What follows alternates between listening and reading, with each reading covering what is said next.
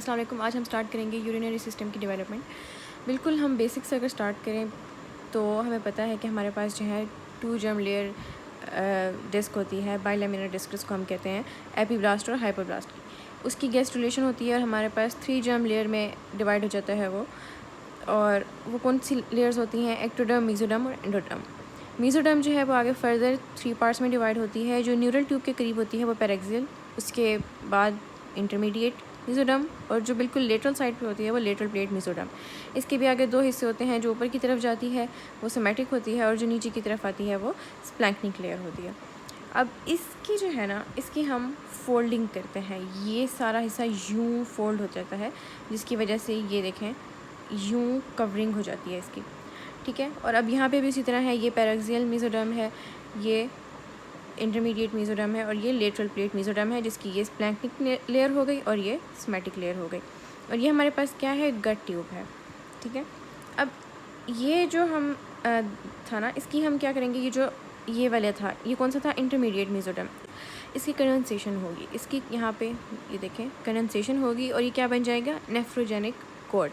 ये nephrogenic cord जो है, इससे आगे हमारे पास हमारा जो ये सारा यूरिनरी सिस्टम है ये डेवलप होगा, ठीक है। और ये इन दोनों के दरमियान ये वाली जो स्पेस है इसको हम कहते हैं यूरोजेनिटल ब्रिज। अच्छा, ये जो हम देख रहे थे ना, ये था क्रॉस सेक्शन। अब हम देखेंगे सैजिटल सेक्शन से। क्रॉस सेक्शन मतलब कि अगर ये एक ट्यूब है, इसको हमने यहाँ से हाफ़ किया और अब हम यहाँ इसको ऊपर से देख रहे हैं, तो ये हमारा क्रॉस सेक्शन है। जबकि अगर इसी ट्यूब को हम यूँ डिवाइड कर दें बीच में से, ठीक है, मतलब इसको बीच में से कट कर दें और अब हम इसको साइड से देखें, तो ये हमारे पास सैजिटल सेक्शन आ जाता है। इसमें अब हम यही जो नेफ्रोजेनिक कॉर्ड है, अब यहाँ हमें यूँ दिखाई दे रही है, ठीक है। इस नेफ्रोजेनिक कॉर्ड से आगे हमारा यूरिनरी सिस्टम बनेगा। यहाँ पे ये गट ट्यूब थी, ये गट ट्यूब आ गई, ठीक है। गट ट्यूब का जो बिल्कुल एंड वाला पार्ट होता है ना, इसको हम कहते हैं क्लोएका। ये आपने याद रखना है। इस क्लोएका का आगे क्या पार्ट होगा वो हम पढ़ेंगे, ठीक है। और यही जो क्लोएका है ये आगे यूरिनरी ब्लैडर और यूरेथ्रा में कन्वर्ट हो जाएगा और एनल कैनाल, दोनों चीज़ें इसी क्लोएका से बनती हैं, ठीक है। अच्छा, अब ये जो है ना हमारे पास नेफ्रोजेनिक कॉर्ड, ये 3 तरीक़ों से हमारे सामने आती है, ठीक है। पहले सबसे पहले मतलब ये इससे हमारे पास 3 चीज़ें बनती हैं: प्रोनेफ्रोज, मेसोनेफ्रोज एंड मेटानेफ्रोज। जो प्रोनेफ्रोज है ना हमारे पास, वो फंक्शनली हमारे किसी काम नहीं आता। प्रोनेफ्रोज बनता है और डीजनरेट हो जाता है, ख़त्म हो जाता है, हमारे किसी काम नहीं आता। फिर जो मेसोनेफ्रोज है वो कुछ अरसे के लिए यूरिनरी सिस्टम का काम संभालता है, मतलब वो एक्सक्रीशन में थोड़ा बहुत रोल प्ले करता है, लेकिन ये हमारी परमानेंट यूरिनरी सिस्टम नहीं होता, ये हमारी परमानेंट किडनी नहीं बनाता। परमानेंट किडनी और परमानेंट यूरिनरी सिस्टम हमारा कौन बनाता है? मेटानेफ्रोज। अच्छा, अब हम इन तीनों को हमने बेसिक डिस्कस किया है। अब आगे इनकी फर्दर डिटेल पढ़ते हैं। प्रोनेफ्रोज की अब हम पढ़ते हैं। तो प्रोनेफ्रोज यहाँ पे स्टार्ट में बनना शुरू हुआ है, किसमें? नेफ्रोजेनिक कॉर्ड में। तो ये किस रीजन में बनेगा? सर्वाइकल रीजन में बनेगा और ये स्टार्ट होगा वीक 4 के बिल्कुल। जब वीक 4 स्टार्ट होता है ये तब बनना स्टार्ट होता है और वीक 4 के एंड तक ये पूरा बन के डीजनरेट भी हो चुका होता है।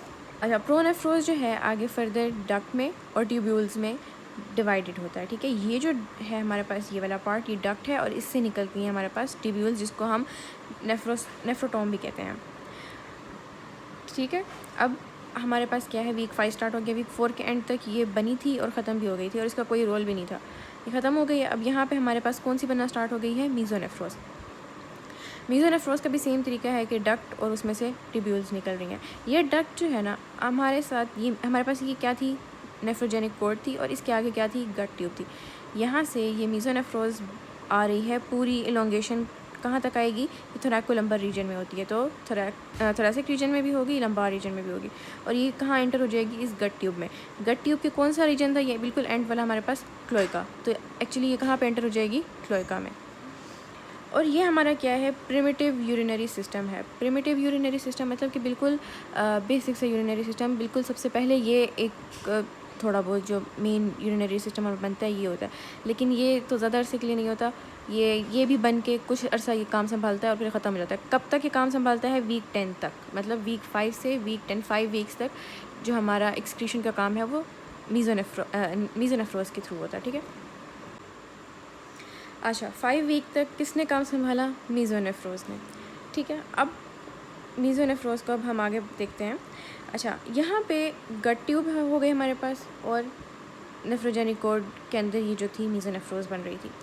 बीच में अब ज़रा हम गट ट्यूब को थोड़ी देर के लिए भूल जाते हैं, ठीक है, मतलब कि ये यहाँ पे प्रेजेंट तो है, लेकिन यहाँ पे एक और चीज़ प्रेजेंट है जिसका हम जिक्र करने लगे हैं, वो क्या है, आयोटा।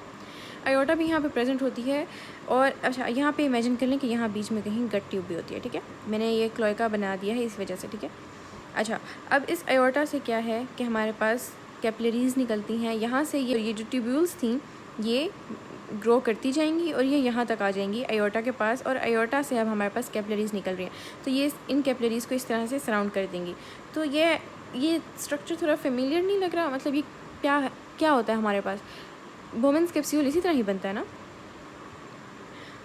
ठीक है, ये हमारे पास एक तरह से बोमेंस कैप्सूल वाला ही काम कर रही है। अब इस क्लोएका को हम देखते हैं, ये क्लोएका किस तरह से है, ये क्लोएका है, ठीक है। क्लोएका जो है गट ट्यूब का एंड होता है, तो ये समझें ये ऊपर गट ट्यूब थी, ये गट ट्यूब से जो भी फीसेस वगैरह आ रहे हैं वो भी क्लोएका में आ रहे हैं, और यहाँ मीज़ोनेफ्रोज से जो भी हमारे पास आ रहा है ये मीज़ोनेफ्रोज है, ठीक है। यहाँ से जो आ रहा है यूरिन, यहाँ पे क्या बन रहा है, ऑब्वियसली यूरिन बन रहा है, तो वो यूरिन भी यहाँ पे आ रहा है क्लोएका में, और ये दोनों चीज़ें एक्सक्रीट किसके थ्रू होती हैं, इस स्ट्रक्चर के थ्रू जिसको हम कहते हैं एलेंटॉइड्स, ठीक है। अच्छा, जब ये सारा काम हो रहा है, बीच में हमारे पास यहाँ पे मेटानेफ्रिक ब्लास्टोमा बन रहा है। नेफ्रिक ब्लास्टोमा क्या है, हमने पढ़ा मीज़ोनेफ्रोज के बाद क्या बनता है, मेटानेफ्रोज। मेटानेफ्रोज क्या है, जो परमानेंट किडनी हमारी जो मेन यूरिनरी सिस्टम है वो मेटानेफ्रोज के थ्रू बनना है, ठीक है। तो ये वाला सिस्टम अभी डीजनरेट होगा, लेकिन अभी नहीं, आगे जाके होगा। अभी सिर्फ मेटानेफ्रोज जो है ये बनना स्टार्ट हो रहा है, किसके थ्रू, मेटानेफ्रिक ब्लास्टोमा। इसको हम देखते हैं कि जो मेटानेफ्रिक ब्लास्टोमा है ना, ये क्या करता है, ग्रोथ फैक्टर रिलीज़ करना शुरू कर देता है। ये ग्रोथ फैक्टर जो रिलीज़ करता है, ये ग्रोथ फैक्टर इस मीज़ोनेफ्रोज के ऊपर एक्ट करता है, और इस मीज़ोनेफ्रोज से क्या होता है, हमारे पास यूरेटेरिक बड अपीयर हो जाता है। मेटानेफ्रिक ब्लास्टोमा से जो हमारे पास ये ग्रोथ फैक्टर्स रिलीज़ हो रहे थे, ये मीज़ोनेफ्रोज पर एक्ट करेंगे, जिसकी वजह से हमारे पास यूरेटेरिक बड अपीयर हो जाएगा यहाँ पर, ठीक है। अच्छा, अब ये जो यूरेटेरिक बड है ना, ये क्या करेगा, अब ये ग्रोथ फैक्टर रिलीज़ करेगा और इसके ऊपर एक्ट करेगा, तो मतलब कि एक तरह से ये ग्रोथ फैक्टर रिलीज़ कर रहा था तो ये बना, अब ये ग्रोथ फैक्टर रिलीज़ कर रहा है तो ये जो है इंक्रीज़ कर रहा है अपनी साइज़ में, तो ये दोनों एक दूसरे को ग्रोथ फैक्टर के थ्रू इंक्रीज़ करवा रहे हैं। इसको हम क्या कहते हैं, रेसिप्रोकल इंडक्शन, मतलब ये इसको ग्रोथ फैक्टर से बढ़वा रहा है, ये इसको बढ़वा रहा है, तो इसको हम कहते हैं रेसिप्रोकल इंडक्शन। अब ये बढ़कर इस तरह से इसकर अंदर आ जाएगा, ठीक है, मेटानेफ्रिक बड के अंदर आ जाएगा, और अब ये क्या होगा कि ये वाला पार्ट तो हमारे पास था यूरेटेरिक बड, लेकिन ये पार्ट अभी थोड़ा इलोंगेट हो गया, तो इसको हम कह देंगे यूरेटेरिक स्टॉक। आपको क्या लगता है यूरेटेरिक स्टॉक आगे किस में बनेगा, ऑब्वियसली यूरेटर्स में बनेगा, क्योंकि this part is going to be a kidney, और ये क्या बनेगा, यूरेटर। अच्छा, इसको अब हम थोड़ा सा जूम करके देखते हैं, जूम करके पढ़ते हैं। तो ये जो पार्ट हमारे पास बना है ना, इसको अब हम कह रहे हैं, ये क्या था, यूरेटेरिक बड, लेकिन अब ये इसको हम थोड़ा सा एडवांस हो चुका है, तो इसको अब हम कहेंगे रीनल पेल्विस, ठीक है। ये रीनल पेल्विस आगे फर्दर डिवाइड होगा इस तरह से, और इनको ये जो पार्ट्स में डिवाइड हुआ है इनको हम कहेंगे मेजर कैलिक्स। ये रीनल पेल्विस और फिर ये आगे फर्दर मेजर कैलिक्स में डिवाइड हो गया है। ये मेजर कैलिक्स आगे फर्दर डिवाइड होंगे और क्या बनाएंगे, माइनर कैलिक्स। हम अपनी किडनी में यही पढ़ते हैं ना कि हमारे पास मेजर कैलिक्स होते हैं, माइनर कैलिक्स होते हैं, तो वो इस तरह से बनते हैं, ठीक है। फिर आगे जाएंगे और माइनर कैलिक्स भी आगे फर्दर डिवाइड होंगे, किसमें, कलेक्टिंग ट्यूब्यूल्स में। और ये जो है हमारे पास ये क्या था, यूरेटर स्टॉक था, जो कि अब हमारे पास यूरेटर बनना शुरू हो जाएगा, ठीक है। अच्छा, अब हम एक कलेक्टिंग ट्यूब्यूल को थोड़ा जूम करके पढ़ते हैं। ये जो छोटे छोटे कलेक्टिंग ट्यूब्यूल बनाए हैं, इनको अब हम एक बड़े को जूम करके पढ़ते हैं। तो ये है हमारे पास कलेक्टिंग ट्यूब्यूल। ये क्या चीज़ है, ये हमारे पास मेटानेफ्रिक मीजोडर्म है। यहाँ पे जो मटेरियल पड़ा हुआ है वो क्या है, मेटानेफ्रिक मीजोडर्म। ये हमने उसको यहाँ पे दिखाया। अच्छा, अब ये क्या करेगा, कलेक्टिंग ट्यूब्यूल जो है ना, ग्रोथ फैक्टर रिलीज़ करेगी, ग्रोथ फैक्टर रिलीज़ करेगी और इसको कंडेंस करेगी, प्रोलिफरेट करेगी, ठीक है, किसको, मेटानेफ्रिक मीजोडर्म को। अच्छा, इसको क्योंकि ये इसको सराउंड कर रहा है तो इसको हम मेटानेफ्रिक मीजोडर्म कैप कह देते हैं, ठीक है, बस इतनी सी बात है। वैसे ये मेटानेफ्रिक मीजोडर्म होती है और इसको ये सराउंड कर रही है कैप की तरह से, तो इसको हम मेटानेफ्रिक मीजोडर्म कैप कह देंगे। अच्छा, अब ये क्या था, इसको कंडेंस करके यूँ इकट्ठा हो गया है, ये कंडेंस हो गया है, ठीक है। और ये अभी भी कलेक्टिंग ट्यूब्यूल जो है हमारे पास ग्रोथ फैक्टर रिलीज़ करती जा रही है। इसके रिलीज़ करने की वजह से ये अब मेटानेफ्रिक ट्यूब्यूल की फॉर्म इसने बना ली है, तो अब ये मेटानेफ्रिक ट्यूब्यूल बन जाएगी। आहिस्ता आहिस्ता मेटानेफ्रिक ट्यूब्यूल और कलेक्टिंग ट्यूब्यूल आपस में जॉइन होना शुरू हो जाएंगे, ठीक है, आपस में फ्यूज़ होना शुरू हो जाएंगे और क्या बना लेंगे, ये तो कलेक्टिंग ट्यूब्यूल ही रहेगी हमारे पास, कलेक्टिंग ट्यूब्यूल, और ये हमारे पास क्या बन जाएगा, डिस्टल कॉन्वोल्यूटेड ट्यूब्यूल। ठीक हो गया। ये डिस्टल कॉन्वोल्यूटेड ट्यूब्यूल आगे फर्दर फिर से मतलब ग्रो करती जाएगी। तो डिस्टल कॉन्वोल्यूटेड ट्यूब्यूल के बाद क्या बनना चाहिए, हाँ, प्रॉक्सिमल कॉन्वोल्यूटेड ट्यूब्यूल। अब हमारे पास क्या बन गया है, प्रॉक्सिमल कॉन्वोल्यूटेड ट्यूब्यूल। अब हमारे पास ये 3 स्ट्रक्चर्स हैं, ठीक है। प्रॉक्सिमल कॉन्वोल्यूटेड ट्यूब्यूल ये आगे फिर से फर्दर इंक्रीज़ करता जाएगा और हमारे पास क्या बन जाएगा, बोमेन्स कैप्सूल। ये सारा, अच्छा, अब हमने देखा अभी तक लूप ऑफ हेनले नहीं बना, अभी सिर्फ ये स्ट्रक्चर्स बने हैं, लूप ऑफ हेनले अभी नहीं बना। अब इसको बोमेन्स कैप्सूल को यहाँ पे हमारे पास क्या होते हैं, कैपिलरीज होती हैं, ग्लोमेरुलस होता है, वो कहाँ से आएगा हमारे पास, हम क्या करते हैं, आयोर्टा है हमारे पास, आयोर्टा के बिल्कुल, अच्छा, पेल्विक रीजन में बन रहा था ना ये सब कुछ, तो पेल्विक रीजन बिल्कुल आयोर्टा का एंड वाली साइड आएगी। एंड वाली साइड में हमारे पास क्या होती हैं, ये राइट कॉमन इलियक आर्टरी और ये लेफ़्ट कॉमन इलियक आर्टरी। ये राइट और लेफ़्ट कॉमन इलियक आर्टरीज़ जो हैं ये कैपिलरीज़ हमें देंगी, ठीक है। ये जो कैपिलरीज़ देंगी ये अब हमारे पास बोमेन कैप्सूल में यहाँ पे कैपिलरीज़ आ गए हैं जो ग्लोमेरुलस बना रही हैं, ठीक है। और यहाँ पे अब जो क्या है, यूरिन बनना स्टार्ट हो गया है। बीच में हमारे पास अब लूप ऑफ हेनले भी बन चुका है, इसी ही की ग्रोथ की वजह से ये इलोंगेट होता जाएगा और हमारे पास लूप ऑफ हेनले बन जाएगा।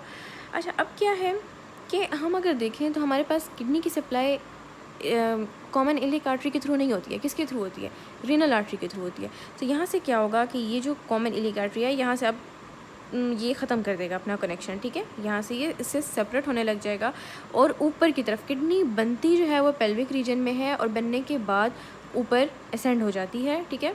किडनी स्टार्ट्स असेंडिंग, ऊपर जाकर ये क्या करेगी, अब जब ऊपर जाएगी तो ऊपर वाले हिस्से में आयोर्टा इसको कौन सी ब्रांच देगा, रीनल आर्टरी, ठीक है, इसको रीनल आर्टरी के थ्रू सप्लाई करेगा। अच्छा, ये तो हमने इसकी सप्लाई पढ़ ली ना।